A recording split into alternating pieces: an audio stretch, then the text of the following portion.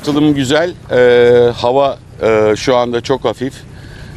Fakat rüzgar beklentimiz var ilerleyen saatlerde. İyi bir yarış olacağını düşünüyoruz. Hangi ülkelerden kaç tane yarışmacımız var? Bizim 7-8 ülkeden Türkiye hariç yarışmacımız var. Toplam 100 kişilik bir ekip, 28 tekne denizde şu anda. Peki bu Dragon nasıl bir tekne?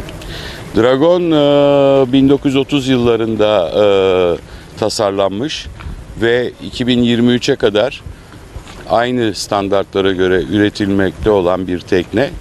1972 yılına kadar zaten olimpik bir sınıftı.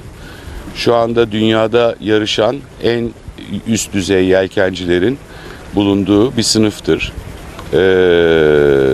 Şu anda da zaten biz de onları konuk ediyoruz burada. Rekabet seviyesinin çok yüksek olduğu bir yarış beklentimiz var. Zaten ön yarışlarda, yani Türkiye Açık Şampiyonası'nda ve Grand Prix dediğimiz Nisan ayında yaptığımız yarışta da bu rekabet seviyesini gördük. Çok heyecanlı yarışlar oluyor. Peki bu şampiyonat ülkemizde ilk defa mı düzenleniyor? Dünya şampiyonası Türkiye'de ilk defa düzenleniyor. Özel bir tekne var malum Elizabeth'in. Ondan bahsedersek.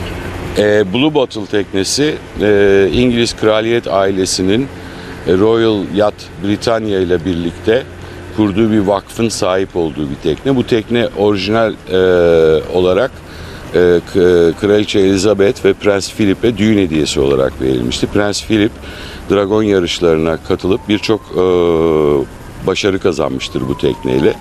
Bu tekne 1948 yılında inşa edildi ve hala rekabetçi formunu korumakta. Zaten Açık Türkiye Şampiyonası'nı kazanan tekne de bu tekne oldu.